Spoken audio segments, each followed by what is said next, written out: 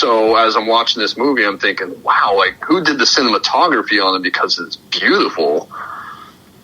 And sure enough, at the end, it was Roger Deakins.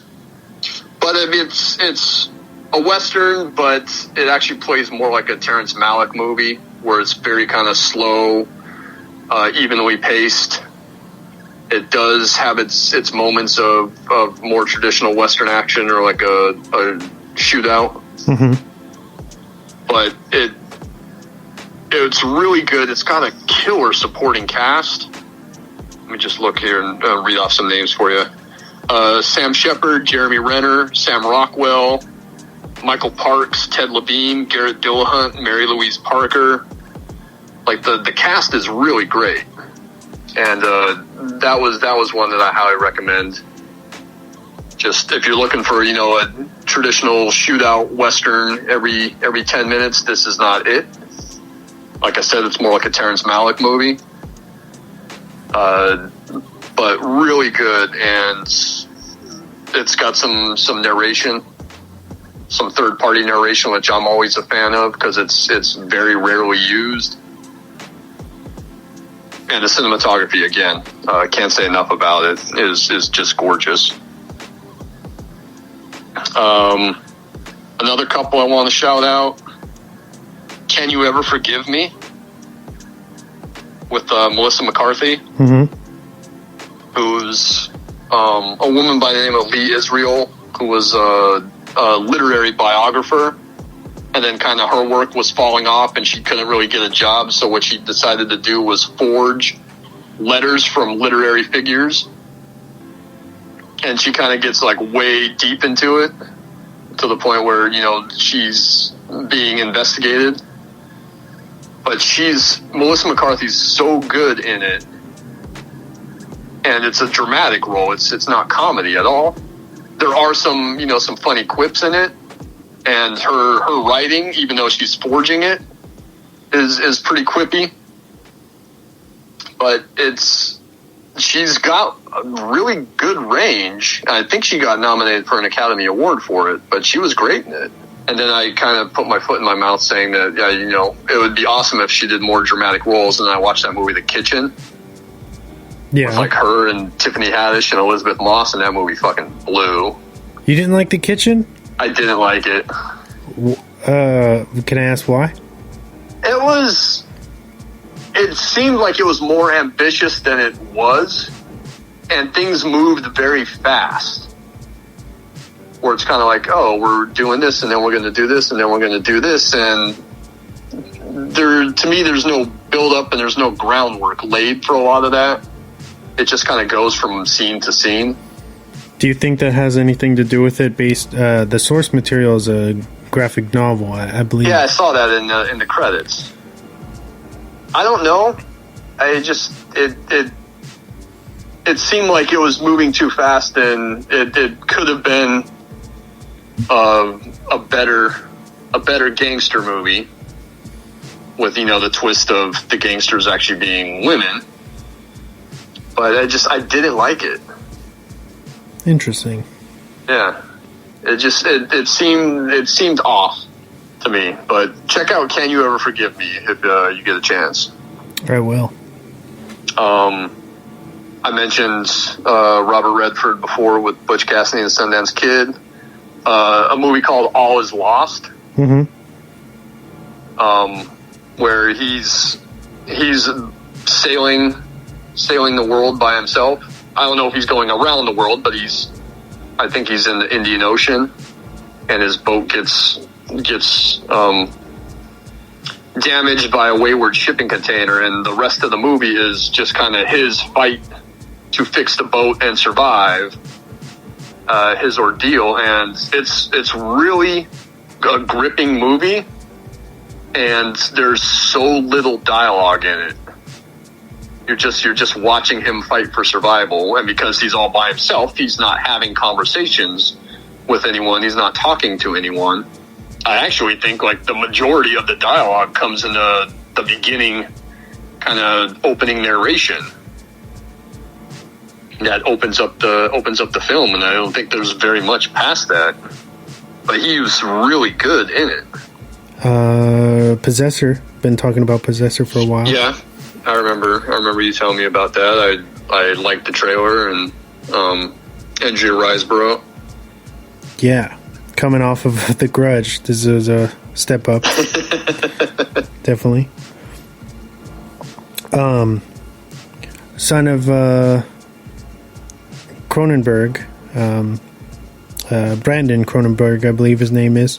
Mm-hmm. This was his, I believe, directorial debut, and it's awesome, man. It's in the vein of, it's like a better perceived The Cell. You remember The Cell with Jennifer Lopez? Yes. Yeah, it's very much in the vein of that, but obviously with the Cronenberg body horror gnarliness. It sits high at a 93 on Rotten. We're always talking about Christopher Abbott, another drop the mic favorite. Yeah, he's awesome. Always good, even if even in the, say he's in something that's not as good, he's always kind of shining through it, right? Mm-hmm. Isn't he was in another movie. I don't think it was a rental. It was some other movie. The Black Bear? Yeah, the one with Aubrey Plaza.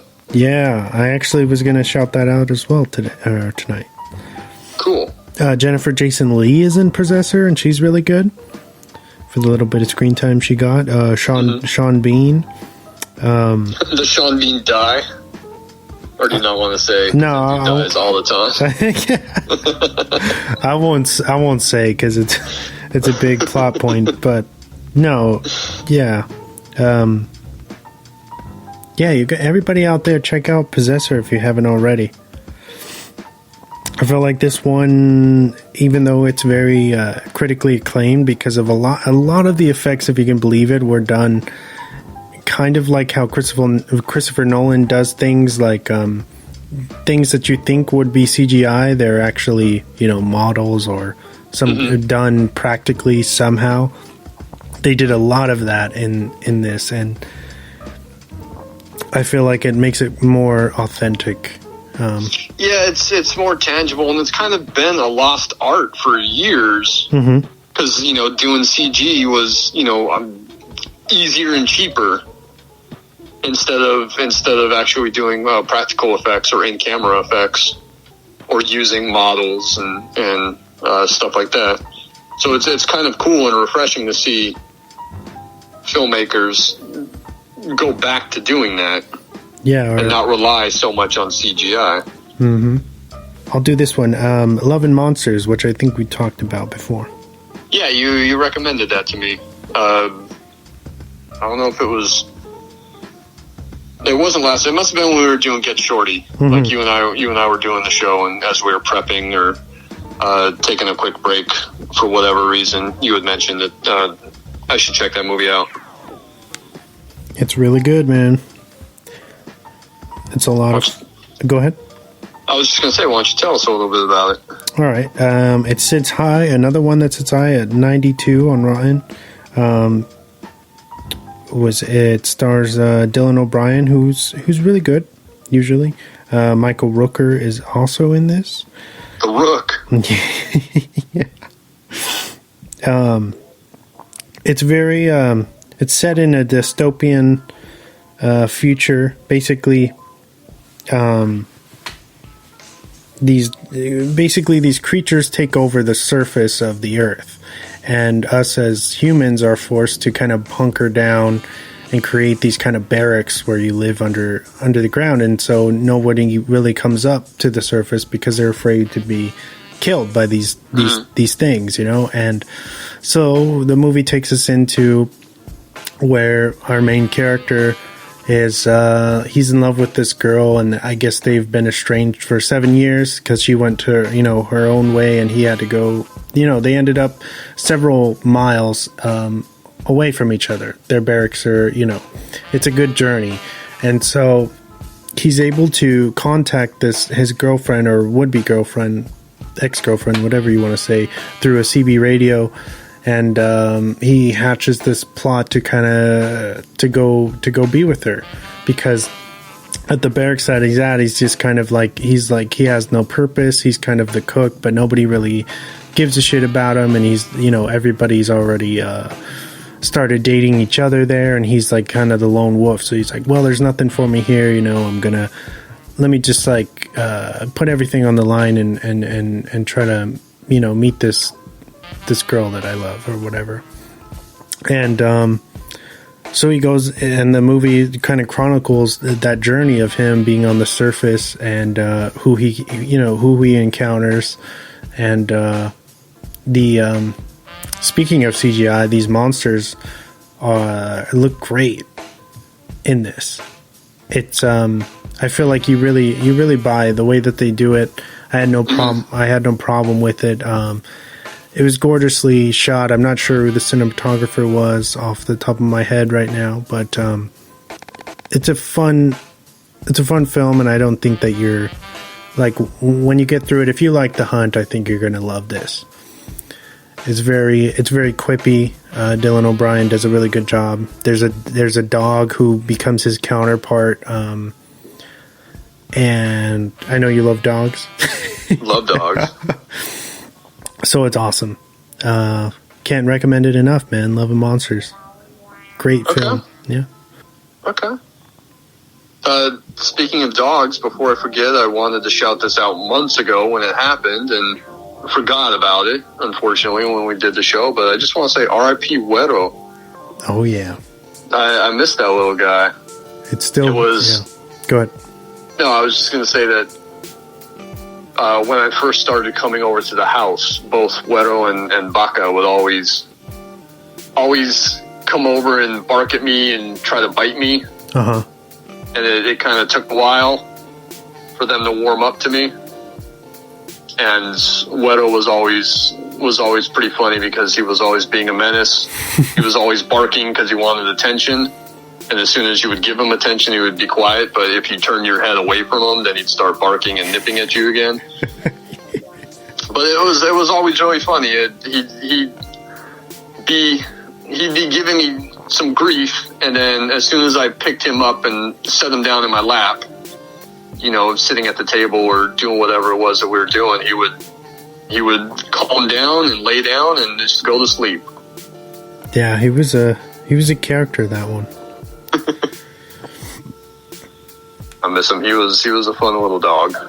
Yeah, it's still as I was telling you, I think off air, it's still really weird around here. Yeah, and it will be for a while. It's something that it will take a long time to get used to. And even then, you'll be doing something and it's kind of, you'll miss it. You'll miss the little chunky chihuahua nipping at you or barking for attention. R.I.P. to Guero. R.I.P. I miss him. And unfortunately, with everything that went down, I really didn't get to see a whole lot of them this year. Yeah, over that time. I stopped by the house back in September to see you guys for a little bit. We were all safe, kept our distance, wore masks. But I stopped by to see you guys, and that was probably the last time I saw them. And I hadn't seen them before that since probably early March. So yeah, it was probably 6-7 months. And I just saw them that one last time, and then that was it.